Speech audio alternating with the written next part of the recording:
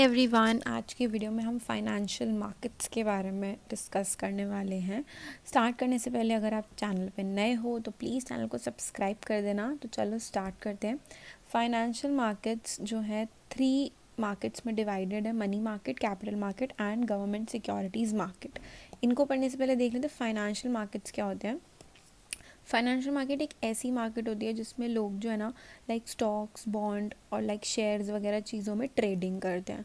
तो ये एक प्लेस होती है, इस प्लेस पे लोग जो है ट्रेडिंग कर सकते हैं। सो it is a market in which people trade financial securities at low transaction cost. और सिक्योरिटीज़ के अंदर स्टॉक्स, बॉन्ड्स वगैरह जैसी चीज़ें आती हैं। फाइनेंशियल मार्केट इकोनॉमी में क्यों ज़रूरी है? क्योंकि ताकि जो हमारी इकोनॉमीज़ है, कैपिटलिस्ट इकोनॉमीज़ है, उसमें अच्छे तरीके से स्मूथ ऑपरेशन होता रहे। लाइक ईजीली मनी जो है लाइक सप्लाई करता रहे, इधर से उधर ट्रांसफ़र होता रहे, उसकी स्मूथ वर्किंग के लिए, सोसाइटी की स्मूथ वर्किंग के लिए ये ज़रूरी है। It provides returns to people who have access funds. तो जिन लोगों के पास ज़्यादा पैसा है वो इन्वेस्ट करके उससे फ़ायदा कमा सकते हैं, और जिन लोगों को पैसे की ज़रूरत है उनके लिए फ़ंड्स अवेलेबल ये करवाता है। तो दोनों ही लोगों का इसमें फ़ायदा किया जाता है। So it is very very necessary to such people. उसके आगे आता है financial markets were founded in 1896। Money market आ जाता है इसके बाद। ये सभी नोट्स मैंने अलग अलग जगह से जो भी इम्पॉर्टेंट पॉइंट्स है उनको कलेक्ट करके बनाए हैं। मैंने और भी टॉपिक्स पे वीडियोस डाली हुई हैं और नीचे प्लेलिस्ट में आप उनको चेक भी कर सकते हो। सो मनी मार्केट एक ऐसी प्लेस होती है जहाँ पे सिर्फ परचेज़ और सेल की जाती है, लेकिन जो भी इंस्ट्रूमेंट्स इसके अंदर आते हैं वो सब शॉर्ट टर्म होते हैं। तो इसमें यहाँ पर जो ध्यान गया है वो है शॉर्ट टर्म पे। शॉर्ट टर्म डेब्ट इंस्ट्रूमेंट्स होते हैं मनी मार्केट में सभी। और नेक्स्ट बात है, involve large number of trades at wholesale level. बहुत सारे लोग जो है, जैसे ये है, इन लोगों के पास बहुत पैसा है और इन लोगों को पैसे की ज़रूरत है, तो ये फाइनेंशियल मार्केट पे आके मिलते हैं and then they can trade. तो होलसेल उस पर किया जाता है इसको। Involve funds bought by individual investors in money market account open by bank customers. अपना प्रॉपर वो एक अलग बैंक अकाउंट खोल के उसमें ट्रेडिंग करते हैं। सेफ्टी इसमें काफ़ी होती है, लेकिन रेट ऑफ रिटर्न थोड़ा कम होता है ऑफ कोर्स, क्योंकि शॉर्ट टर्म होता है और शॉर्ट टर्म में कितना ही रिटर्न मिल जाएगा, राइट।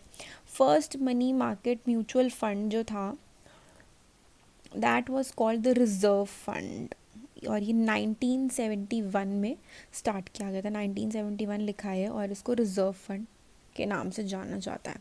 मनी मार्केट के ऑब्जेक्टिव्स क्या होते हैं? आरबीआई इसको रेगुलेट करता है और लिक्विडिटी बना के रखता है ये इकोनॉमी में, और फंड्स की ज़रूरतों को पूरा करता है। और गवर्नमेंट के लिए बहुत इंपॉर्टेंट सोर्स है फाइनेंस का। लाइक गवर्नमेंट को पैसा चाहिए तो वो यहाँ से ले सकता है या फिर अवेलेबल करा सकता है।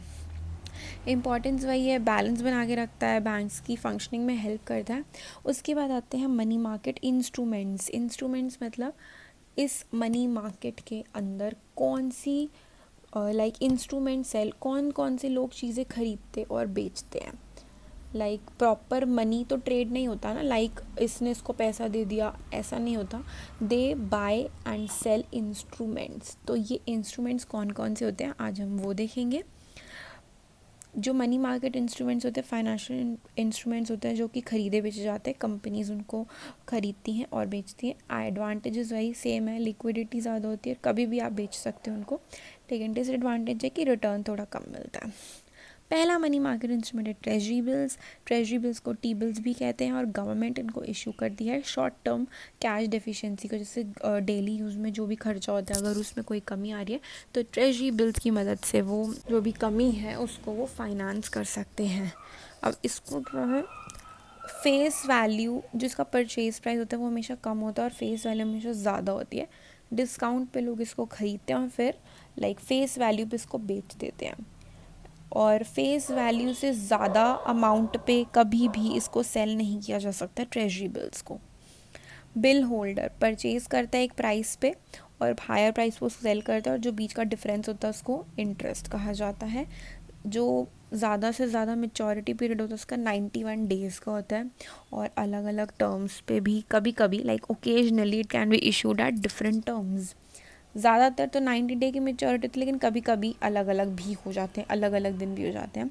और मेच्योरिटी से पहले भी इसको बेचा जा सकता है, ऐसा नहीं अगर 91 डेज़ का है तो उतने ही टाइम पे आपको इसको सेल करना है, कभी भी आप कर सकते हो, उससे पहले भी कर सकते हो। वैल्यू के नेवर एक्सीड फेस वैल्यू, जो भी मैंने बताया, जो भी फेस वैल्यू से ज़्यादा प्राइस पे नहीं बेचा जा सकता इसको। और स्मॉल इन्वेस्टर्स के लिए इतना अच्छा नहीं होता, जिनको जो बिग इन्वेस्टर्स होते हैं, क्योंकि वो ज़्यादा अमाउंट में फिर ट्रेजरी बिल्स को ख़रीदेंगे बेचेंगे, तो उसमें ज़्यादा फ़ायदा होता है। ट्रेजरी बिल्ड यील्ड को डिस्काउंट यील्ड कहा जाता है। इसका मतलब उस आपको कितना मिल रहा है उससे, लाइक पैसा कितना मिल रहा है, उसको यील्ड कहते हैं। फेस वैल्यू रख देना, प्राइस रख देना, इंटू 360 कर देना उसको, एंड डिवाइड कर देना जितने भी मेच्योरिटी डेज होंगे, और लास्ट में फेस वैल्यू से डिवाइड कर देना, तो आपका ट्रेजरी बिल्ड यील्ड निकल आएगा। इन केस अगर फॉर्मूला आ जाता है MCQs में, जैसे कि फेस वैल्यू अगर आपको 10 लाख की दी हुई है और प्राइस जो है वो 9,84,833.33 है प्राइस, तो फॉर्मूला के हिसाब से हम यहाँ पे फेस वैल्यू रखेंगे, प्राइस रखेंगे, इसको इनटू करेंगे 360 से, हमें मेच्योरिटी पीरियड रखेंगे, और फिर लास्ट में जो एक्चुअल फेस वैल्यू है उससे डिवाइड करेंगे, तो आपका यील्ड निकल आएगा लाइक दिस।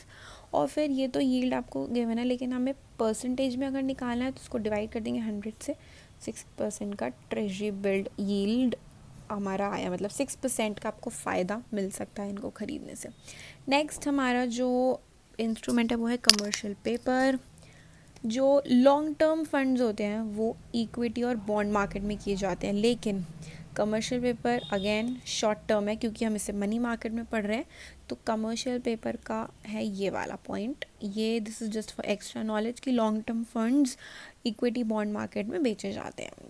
अनसिक्योर्ड होता है प्रॉमिसरी नोट्स में, ज़्यादा सिक्योरिटी नहीं होती है। नोट्स जो होते हैं वो बियरर फॉर्म में इशू किए जाते हैं और फिर बाद में उसको आप ट्रेड कर सकते हो। मेच्योरिटी पे इशूअर जो है वो अपना जो भी अमाउंट वगैरह ड्यू उसको पे कर देता है, और ये नेगोशिएबल होता है, इसको लाइक आप मतलब नेगोशिएट कर सकते हो, लाइक कम पैसों में, जैसे बार्गेनिंग टाइप्स करते हैं उस तरह। फिर कंपनी जो होती है ना वो क्या करती है, अब कमर्शियल पेपर इशू करेगी और इसको पैसा चाहिए कंपनी को, लाइक फंड्स चाहिए, तो वो कमर्शियल पेपर इशू कर देगी, इनको बहुत सारे लोगों को कर देगी, और ये उन कमर्शियल पेपर के बदले में कंपनी को पैसा देंगे। और फिर जब कमर्शियल पेपर का ड्यू डेट आ जाएगा तब ये अपना पैसा, मतलब जो भी इनका पैसा है, कंपनीज उनको रिटर्न कर देंगी। So it's issued between discount to face value, like जो भी डिस्काउंट का पैसा होता है और जो फेस वैल्यू उसके बीच में इशू किया जाता है। और फिर जब उसको बेचते हैं, लाइक जब कंपनी पैसा इनको लौटाएगी तो ज़्यादा पैसा लौटाएगी। अगर मान लीजिए कमर्शियल पेपर 10 रुपये का दिया गया है इनको, तो जब ये इनको पैसा वापस करेंगे तो लाइक ज़्यादा पैसा करेंगे वापस, लाइक 12 और 15 रुपीज़ में, तो बीच का जो होगा वो उनका इंटरेस्ट होगा। उसके बाद देखते हैं इनकी जो मेजॉरिटी होती है ज़्यादातर 1 से 3 महीने के लिए होती है, और बैंक्स बीच में डीलर्स की तरह भी एक्ट करते हैं इसमें, और अनसिक्योर्ड ये होता है। नेक्स्ट हमारा जो इंस्ट्रूमेंट है वो है बैंकर्स एक्सेप्टेंस। ये भी बिल ऑफ एक्सचेंज है, ये भी बैंक पे करती है। मान लीजिए 2 लोग हैं, अल्फ़ा एंड बीटा। बीटा ने इसको गुड्स दिए और इसको उधार पे गुड्स दिए, लाइक इसने इसको सामान बेचा लेकिन उधार पे बेचा, इसने अभी तक इसको पैसे नहीं दिए, लेकिन इसने 3 महीने का उधार ले लिया कि लाइक 3 महीने के आफ्टर 3 मंथ्स ये आपको पैसा चुका देगा, तो ये एक बिल इशू करता है। और फिर 3 महीने के बाद जो अल्फ़ा है वो बैंक के पास जाएगा, अपना लाइक बैंक जो है उसको दिखाएगा अपना जो भी आपका ये है बैंकर्स एक्सेप्टेंस, बैंक उसको एक्सेप्ट करके इसके बैंक अकाउंट से इसको पेमेंट कर देगा बैंक अकाउंट में, तो like bank to bank transfer हो जाता है, तभी इसका नाम बैंकर्स एक्सेप्टेंस है। नेक्स्ट है हमारा सर्टिफिकेट ऑफ डिपॉजिट यानी CD। CD बैंक से इशू करती है, और जब भी मेच्योरिटी डेट आ जाती है, जिसके पास भी CD है ना, अगर उसके सर्टिफिकेट ऑफ डिपॉजिट पे मेंशन किया गया है कि आपकी मेच्योरिटी डेट जो भी है उस डेट पे आपको अपना जो भी उधार है वो आपको लाइक चुकाना है, चाहे वो विद इंटरेस्ट या विदाउट इंटरेस्ट जो भी है। तो जिसके पास सर्टिफिकेट ऑफ डिपॉजिट है इसका मतलब उसको पैसा देना है, एंड इसको कोई शेड्यूल्ड कमर्शियल बैंक ही इशू करता है। एंड जो ये जो स्कीम थी CD इंट्रोड्यूस करने की, ये 1989 में आई थी under RBI guidelines. Maturity period इसका 3 महीने से 1 ईयर तक वैरी कर सकता है। डिस्काउंट पे इशू किया जाता है, फेस वैल्यू से कम like, and bank should not issue duplicate CD. Duplicate CD does not hold any value. उसके बाद होता है सीडी जो होते ट्रांसफ़र किए जा सकते हैं, लेकिन सिर्फ और सिर्फ 45 डेज़ रखने के बाद, लाइक आप 1.5 महीना रख लो अपने पास सीडी, और उसके बाद आप उसको ट्रांसफ़र कर सकते हो, किसी और को दे सकते हो. It can be issued to individuals, trust, mutual funds etcetera. Repurchase agreement को शॉर्ट में रेपो कहते हैं, और ये एक सेल है सिक्योरिटीज़ का जो डीलर करता है एक इन्वेस्टर को. शॉर्ट टर्म सिक्योर्ड लोन है, लोन के फॉर्म में होता है ये.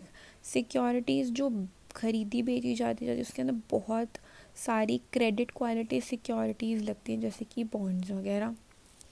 Most repo trades are very short term. ज़्यादातर ये शॉर्ट टर्म होता है, लाइक 1 हफ्ते का, बहुत कम होता है ये. और टेलीफोन्स पे भी इनको आप कांटेक्ट कर सकते हो. नेक्स्ट टॉपिक हमारा कैपिटल मार्केट और गवर्नमेंट सिक्योरिटीज़ मार्केट है, उसके भी नोट्स हैं, एंड वो मैं नेक्स्ट वीडियो में डिस्कस करने वाली हूँ, क्योंकि काफ़ी ही लंबी वीडियो बन चुकी है ये. सो आप वो भी चेकआउट कर सकते हो, और उसके लिए आप ज़रूर चैनल सब्सक्राइब कर देना, बेल बटन भी दबा देना ताकि आपको अपडेट मिल जाए. And I will see you soon. Bye bye, take care.